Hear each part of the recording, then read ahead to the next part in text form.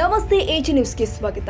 ಇಡೀ ದೇಶದಲ್ಲಿ ನಂಬರ್ 2ರ ಸ್ಥಾನದಲ್ಲಿ ಇರುವಂತಹ ಹಿರಣ್ಯಕೇಶಿ ಸಕ್ಕರೆ ಕಾರ್ಖಾನೆ 590 ಕೋಟಿ ಸಾಲ ಮಾಡಿಕೊಂಡು ದಿವಾಳಿಯಾಗಿರೋ ಹಿನ್ನೆಲೆ ಖಾಸಗಿ ಜನರಿಗೆ ನಡೆಸುವುದಕ್ಕೆ ಕೊಡೋದಾಗಿ ಮಾಜಿ ಸಂಸದ ಹಾಗೂ ಡಿಸಿಸಿ ಬ್ಯಾಂಕ್ ಅಧ್ಯಕ್ಷ ರಮೇಶ್ ಕತ್ತಿ ಹೇಳಿದ್ದಾರೆ. ಹಿರಣ್ಯಕೇಶಿ ಸಕ್ಕರೆ ಕಾರ್ಖಾನೆಯ 68ನೇ ವಾರ್ಷಿಕ ಸರ್ವಸಾಧಾರಣ ಸಭೆಯಲ್ಲಿ ರಮೇಶ್ ಕತ್ತಿ ಮಾತನಾಡಿ, ಸರ್ಕಾರದ ಕೆಲ ನಿರ್ಣಯಗಳಿಂದ ಮತ್ತು ಇಥೆನಾಲ್ ಬೇಡಿಕೆಗೆ ಬ್ರೇಕ್ ಬಿದ್ದಿರೋದ್ರಿಂದ ಮತ್ತು ಹಲವಾರು ಅಡಚಣೆ ಉಂಟಾಗಿರೋದ್ರಿಂದ ಕಾರ್ಖಾನೆ ಮೇಲೆ ಸಾಲ ಆಗಿದೆ ಅಂತ ರಮೇಶ್ ಕತ್ತಿ ಒಂದು ಕಡೆ ಹೇಳಿದ್ರೆ, ಮತ್ತೊಂದು ಕಡೆಗೆ ಸಕ್ಕರೆ ಕಾರ್ಖಾನೆ ಆಡಳಿತ ಮಂಡಳಿಯ ಅಂಧ ದರ್ಬಾರ್ ನೋಡಿ ರೈತರು ತೀರಾ ಬೇಸರ ವ್ಯಕ್ತಪಡಿಸಿ ಸಾಲ ಆಗಿರೋ ಬಗ್ಗೆ ತನಿಖೆಗೆ ಕೆಲ ರೈತರು ಒತ್ತಾಯಿಸಿದ್ರು. ಇನ್ನು ಸಭೆ ಮುಗಿದ ಮೇಲೆ ಕಾರ್ಖಾನೆ ನಾವು ಲಾಭದಾಯಕ ಪರಿಸ್ಥಿತಿಯಲ್ಲಿ ನಡೆಸ್ತೀವಿ ಅಂತ ಹೇಳಿ ತನ್ನ ವಶಕ್ಕೆ ಪಡೆದಿರುವ ಕಾರ್ಖಾನೆ ಈಗ ಕತ್ತಿ ಸಹೋದರು ದಿವಾಳಿ ಮಾಡಿದ್ರು ಅಂತ ರೈತರು ಗುಸುಗುಸು ಚರ್ಚೆ ಮಾಡುತ್ತಾ ಕಣ್ಣೀರು ಸುರಿಸುತ್ತಾ ಹೇಳಿ ಶಾಪ ಹಾಕಿದ್ದಾರೆ. ಅಷ್ಟೇ ಅಲ್ಲದೆ ಇಲ್ಲಿ ಅನ್ಫಾರ್ಚುನೇಟ್ಲಿ ಅಂದ್ರೆ ಕಾರ್ಖಾನೆಯ ಅಧ್ಯಕ್ಷ ನಿಖಿಲ್ ಕತ್ತಿ ಸಭೆಯನ್ನ ಉದ್ದೇಶಿಸಿ ಮಾತನಾಡುವುದು ಬಿಟ್ಟು ರಮೇಶ್ ಕತ್ತಿ ಯಾಕೆ ಮಾತನಾಡ್ತಾರೆ ಅನ್ನೋ ಚರ್ಚೆ ಕೂಡ ನಡೆದಿದೆ.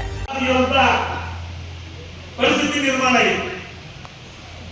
ಅಥವಾ ಕಲ್ಲು ತುಂಬಾ ಕಡೆ ಸಾಲ ತೆಗೆಯುವಂತ ಪರಿಸ್ಥಿತಿ ನಿರ್ಮಾಣ ಆಗಿದೆ. ಅದಕ್ಕೆ ಮುನ್ನೆಚ್ಚರಿಕೆಯಾಗಿ ನೀವು ಗಮನಕ್ಕೆ ತರುವುದು ನನ್ನ ಧರ್ಮ. ಮುನ್ನೆಚ್ಚರಿಕೆಯಾಗಿ ಗಮನಕ್ಕೆ ತರುವುದು ನನ್ನ ಧರ್ಮ. 590 ಕೋಟಿ ರೂಪಾಯಿ ಏನ್ ಸಾಲ ತೆಗೆದಿವು, ಅದ್ರ ಮ್ಯಾಗ 65ರಿಂದ 70 ಕೋಟಿ ರೂಪಾಯಿ ಬಡ್ಡಿ ಆಗ್ತದೆ. ಆ ಬಡ್ಡಿ ತುಂಬಿ ಸಲುವಾಗಿ ಸಾಲ ಮಾಡೋದು.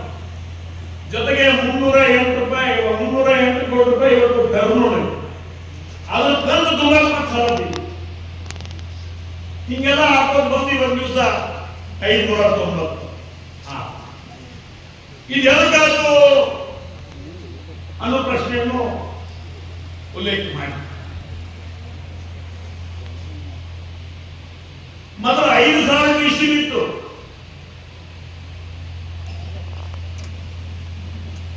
ಇವುಗಳು 5,000 ಇಶ್ಯೂ ಇತ್ತು. 2 ದಿವಸ ಅಥವಾ 3 ದಿವಸ ಮಾಡ್ತಿರ್ತಿತ್ತು. ಮಂದಿ ಒತ್ತಡ ಹೊರಗಿಟ್ಟು ಸಾಕಾರ ನೀರು ಹೆಚ್ಚು ಮಾಡಿ ಅಂದ್ಕೊಂಡೆ 5ರಿಂದ 10,000 ಇಶ್ಯೂ ಮಾಡಿ.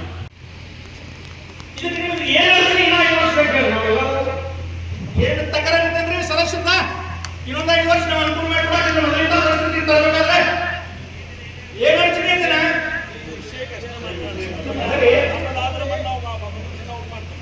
ಐತೆ ಈಗ ನೋಡ್ರಿ, ಅದ್ರದವ್ರು ಸ್ಪಷ್ಟೀಕರಣ ಕೊಡ್ಬೇಕಾದ್ರೆ ಯಾರು ಜವಾಬ್ದಾರಿ, ಸ್ಟ್ಯಾಕ್ ಲಾಸ್ ಆಯ್ತು, ಯಾರು ಹಾಕಿದ್ರು, ಏನಾದ್ರು ಅದನ್ನು ಸ್ಪಷ್ಟೀಕರಣ ಮಾಡಿಕೊಡ್ಬೇಕು. ಈ ನನ್ನ ಕಾರ್ಖಾನೆ ಸದಸ್ಯರ ಪಾತ್ರ ಈ ಕಾರ್ಖಾನೆ ಕಾರ್ಮಿಕ ಸಂಘಟನೆ ಅಧ್ಯಕ್ಷ ಆಗಿ ನೀವು ಇದನ್ನ ಡಿಸಿಷನ್ ತಗೊಂಡ್ರೆ ಕಾರ್ಮಿಕರ ಮುಂದೆ ಅದನ್ನು ನಮ್ಮ ಮುಂದೆ ನೀವು ಹೇಳಬೇಕು. ಮತ್ತು ದ್ವೇಷ ಭಾವನೆ ಸಾಧಿಸ ಮಾಡಿ ಇಲ್ಲ ಬಂದಿದ್ರೆ ಬರುದಿಲ್ಲ. ಯಾಕಂದ್ರೆ ನೀವು ಸಂಘಟ ತರ್ತಾನ, ನೀವು ಸಂಘಟ ತರ್ತಾನೆ. ನಮಗೆ ಈಗ ನೀವು ದ್ವೇಷ ಭಾವನೆ ಮಾಡ್ತಾರೆ, ಏನ್ ಮಾಡ್ತಾರೆ